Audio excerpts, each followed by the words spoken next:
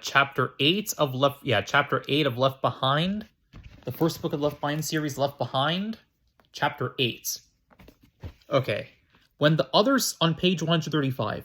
Okay, when the other senior writers and editors drifted back to their offices, Steve Plank insisted Buck Williams go home and rest before coming back for an 8 o'clock meeting that evening. I'd rather get done now and go home for the night.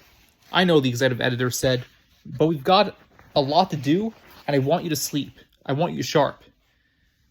That's what I meant to say. Yeah, I want you sharp. Still, Buck was reluctant. How soon can I get to London? What have you got there? Buck filled Stephen on his trip about his tip about a major U.S. financier meeting with international colleagues and introducing a rising European Politico. Oh man, Buck, Steve said. We're all over that. You mean Carpathia? Buck was stunned. I do? He was the guy Rosenzweig was so impressed with. Yeah, but you think he's the one my informant is? Man, you have been out of touch, Steve said. It's not that big of a deal. The financier has to be Jonathan Stonagel, seems to be sponsoring him. I told you Carpathia was coming to address the UN, didn't I? So he's a new Romanian ambassador to the UN, Buck said. Hardly. What then? President of the country. Didn't they just elect a leader at, 18 months ago, Buck said, remembering Dirk's tip that a new leader would seem out of place in time? Big shake up there, Steve said. Better check it out. I will. I don't mean you. I really don't think there's much of a story. The guy is young and dashing and all that, charming and persuasive as I understand it. He had been a meteoric business star, making a killing when Romanian markets opposed the West years ago. But as of last week, he wasn't even in their Senate yet. He was only in the lower house. The House of Deputies. How did you know that? Buck grinned. Rosenzweig educated me. For a minute there, I thought you really did know everything. That's what you get accused of around here, you know. What a crime. But you play with such humility. That's me. So, Steve, why don't you think it's important? Why don't you think it's important that a guy like Carpathia comes from nowhere to see the president of Romania? He didn't exactly come from nowhere. His businesses even were built on Stonagel financing. And Carpathia has been a disarmament crusader, very popular with his colleagues and the people. But disarmament doesn't fit with Stonagel. Isn't he a closer hawk? Plank nodded. So there are mysteries. Some, but Buck, what could be bigger than the story you're on? You haven't gotten time to fool with a guy who becomes president of a non-strategic country. There's something there, though, Steve. My guy in London tips me off. Carpathia's tied in with the most influential non-politician in the world. He goes from lower house to president without a popular election. And there's more? Which side of this argument are you on? Did he have the sitting president killed or something? Interesting you should say that, because the only wrinkle in Carpathia's history are some rumors that he was ruthless with his business competition years ago. How ruthless? People took dirt naps. Oh, Steve, you talk just like a mobster. And listen, the previous resident stepped down for Carpathia and insisted on his installation. And you say there's no history here. There's no story here. And you say there's no story here. This is like this old South American coups, Buck. A new one every week. Big deal. So Carpathia is beholden to Stonagel. All it means is that Stonagel will have free reign in the financial world of an Eastern European country that thinks the best thing that ever happened to it was the direction of Russia. But Steve, this is like a freshman congressman becoming president of the United States in off-election year. No vote, president steps aside, and everybody's happy. No, big difference. I'm talking about Romania here, Buck. Romania, non-strategic, scan gross national product, never invade anybody, never anyone's strategic ally. There's nothing there about low-level internal politics. It still smells major to me, Buck said. Rosenzweig was high on the sky. He's an astute observer. Now Carpathia is coming to speak at the UN. What next? You forget he was coming to the UN before he became president of Romania. That's another puzzle. He was a nobody. He has a new name and face in disarmament. He gets a season in the sun, his 15 minutes of fame. Trust me, you're not going to hear of him again. Stonagel had to be behind the UN gig too, Buck said.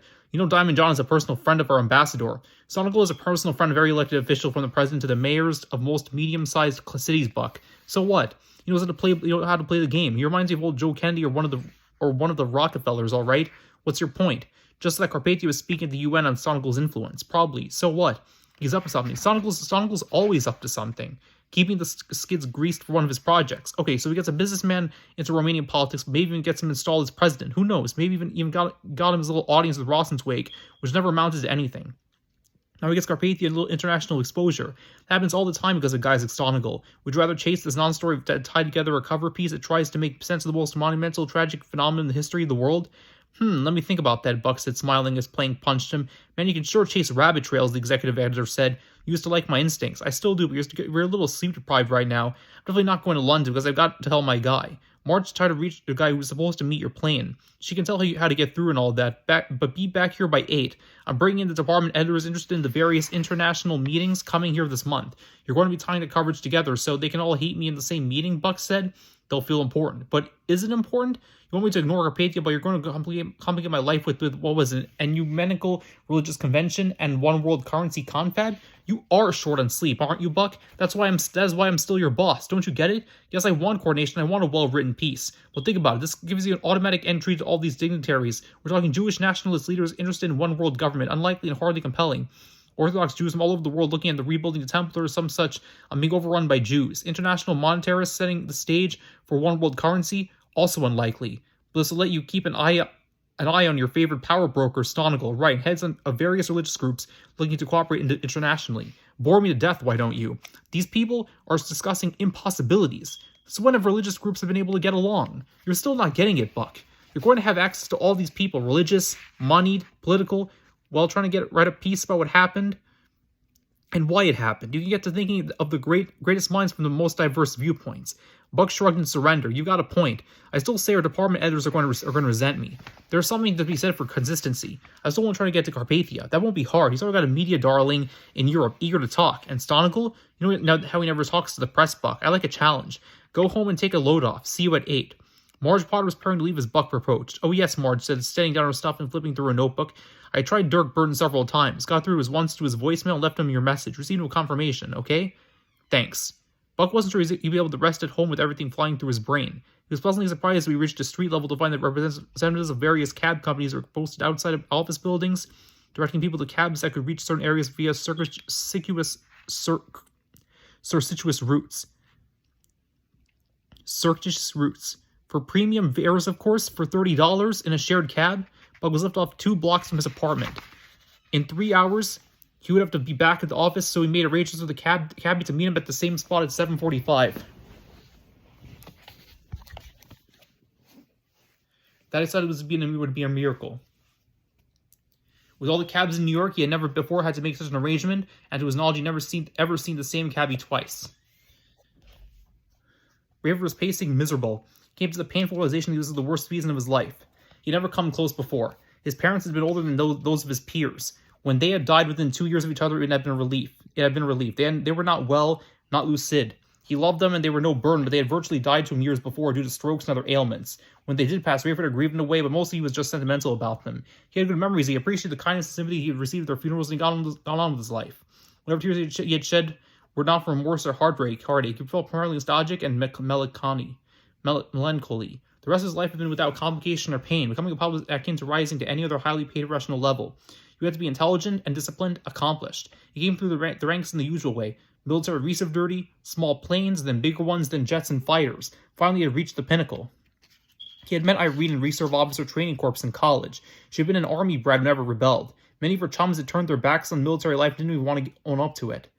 Her father had been killed in Vietnam, and her mother married another military man who Irene had seen or lived on nearly every army base in the United States. They were married. Rayford was a senior in college, and Irene a sophomore. She dropped out when he went to the military, and everything had been on schedule since. They had Chloe during their first year of marriage, but during complications, we waited another 8 years for Ray Jr. Rayford was thrilled with both children, but he had longed for a namesake boy. Unfortunately, Ramey came along during a bleak period for Rayford. He was 30 and feeling older and didn't enjoy having a pregnant wife. Many people thought because of his premature but not unattractive gray hair that he was older, and so he endured the jokes about being an old father. It was particularly difficult pregnancy for Irene, and Ramey was a couple of weeks late. Chloe was a spirited 8-year-old, so Rayford disengaged as much as possible. Irene believed slipped into at least some mild depression during that time. I was short-tempered with him and weepy. At work, Rayford was in charge, listened to, and admired. He had been rated for the biggest, latest, and most sophisticated planes in the Pan-Continental stable. His work life was going swimmingly. He didn't enjoy going home.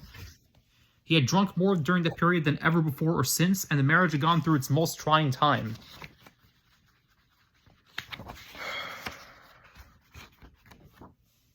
He was frequently late getting home, at times even fit about his schedule so he could leave a day early or come back a day late. Irene accused him of all manner of affairs, and because she was wrong, he died without great vigor, and he felt justified anger. The truth was, he was hoping for an angling for just what she was charging. What frustrated him was that despite his looks and bearing, just wasn't him to pull it off. He didn't have the moves, the patter, the style. A flight attendant had once called him a punk, but he felt like a geek, an egghead. Sure, he had access to any woman at the price, but that was beneath him. While he had toyed with and hoped for an old-fashioned affair, he somehow couldn't bring himself to stoop to something as tawdry as paying for sex. Had Irene known how hard he was trying to be unfaithful, she would have left him. As it was, he had indulged in that make-out session at the Christmas party before Remy was born, but he was so inebriated that he could hardly remember it. The guilt was nearly spoiling his image, straightened above, made him cutting down on his drinking. Seeing Remy born sobered him even more. It was time to grow up and take as much responsibility as a husband and father as a pilot. But now, as Rainford ran through all his memories through his throbbing head, for the deepest regret and remorse a man can feel, he felt like a failure.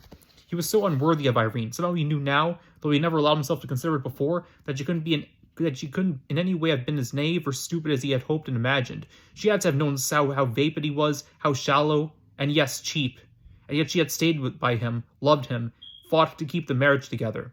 He couldn't argue that she became a different person after she switched churches and got serious about her faith. She preached at him at first, sure. She was excited and wanted him to discover what she had found. He ran. Eventually, he either gave up or resigned himself to the fact that he was not going to come around by her pleading or cajoling. So I knew from seeing her list that she'd never given up. She still be taken to praying for him. No wonder Raven had never gotten that close to ultimately defiling his marriage with Hadi Durham. Hadi! How ashamed he was of that silly pursuit. For all he knew, Hadi was innocent. She had never badmouthed his wife or the fact that he was married. She had never suggested her anything inappropriate, at least for her age. Young people were more touchy and flirtatious, and she claimed no moral or religious code. That Raven had obsessed over the possibilities with Hadi, while she probably hardly knew it, made him feel all the more foolish. Where was his guilt coming from? He had locked eyes with Hadi numerous times, and they had spent hours together alone over dinners in various cities. But she had never asked him to her room or try to kiss him or even hold his hand. Maybe she would have responded had he been the aggressor, but maybe not. She might just as easily have been offended, insulted, disappointed. Raven shook his head. Not only was he guilty of lusting after a woman to whom he had no right, but he was still such a klutz he hadn't even known how to pursue her. And now, he faced the darkest hours of his soul. He was nervous about Chloe. He wanted her home and safe in the worst way, hoping she having his own flesh and blood in the house that would somehow assuage his grief and pain. He knew he should be hungry again, but nothing would appealed. Even the frightened and tasty cookies he had thought he'd have to ration as had become painful reminders of Irene. Maybe tomorrow. Rayford switched on the television, not out of interest in seeing more mayhem, but with the hope of some news of order, traffic clearing, people connecting. After a minute or two, the same old, he turned it off again. He rejected the idea of calling O'Hare about the likelihood of getting into his car because he didn't want to tie up the phone for even a minute in case Chloe was trying to get through. It had been hours since he'd heard she left Palo Alto. How long would it take to make all those crazy connections and finally get on an Ozark flight from Springfield to the Chicago area? He remembered the oldest joke in the airline industry. Ozark spelled backward as Krazo, only it didn't amuse him just then. He leaped when the phone rang, but it was not Chloe. "I'm sorry, Captain," Hadi said. "I promised to call you back, but I fell asleep after the call I took and have been out ever since." "That's quite all right, Hadi. In fact, I need to. I just didn't want to bother you anyway at a time like this." "No, that's okay. Have you talked to Chloe?" "I'm waiting for her to call right now, so I really have to get off." Rayford had been more curt than he intended, and Hadi was at first silent. "Well, all right then. I'm sorry. I'll call you, Hadi, okay?" Okay, she had sounded hurt. He was sorry about that, but not sorry he had gotten rid of her for the time being. She was only trying to help and be kind, but she hadn't been listening. She was alone and just afraid, just like he was, and no doubt by now she had found about her family. Oh no, he hadn't even asked about them. She would hate him, and why shouldn't she? How selfish could I be, he wondered. Eager as he was to hear from Chloe, he had to risk a couple more minutes on the phone. He dialed Hattie, but her line was busy. Bucket tried calling Dirk Burton in London as soon as he got home, not wanting to wait longer with the time difference overseas. He got a puzzling response. Dirk's personal answering machine ran through his usual messages. As soon as the message beep sounded, a longer tone indicated the tape was full. Strange. Dirk was either sleeping through it all, or Bucket considered that Dirk could have just disappeared. But besides leaving Buck with a million questions about Stonegal, Carpathia, Todd Cawthron, and the old Privamnum, Dirk was one of his best friends from Princeton. Oh, please, let this be a coincidence, he thought. Let him be traveling. As soon as Buck hung up, his phone rang. Of all people was Hadi Durham. She was crying. "I'm sorry to bother you, Mr. Williams. I had promised myself I'd never use your phone number." "That's all right, Hadi. What is it?" "Well, it's really silly, really, but I just went through something I don't have anybody to talk to about it. I couldn't get through to my mother or sisters, and well, I just thought maybe you'd understand. Try me." She told Buck about her call to Captain Steele, and brought him up to date on who Steele was, that he had been lost his wife and son, and that she'd been late calling him back after hearing good news from Buck. He just brushed me off because he's waiting for a call from his daughter. I can understand that. Buck tried rolling his eyes. How could he get into his Lonely Hearts Club? Didn't she have any girlfriends to unload on? I can too, she said. That's just it. I know he's grieving because he's like his wife and it's like his wife and son are dead. But I knew I was on pins and needles about my family, and he never even asked. I'm sure it's all just part of the tension of the moment, the grief, like you say. I know it. I just wanted to talk to somebody. Thought of you. Well, hey, anytime, Buck lied. Okay, so it's chapter 8 of Left Behind, part 1. Take care, everybody.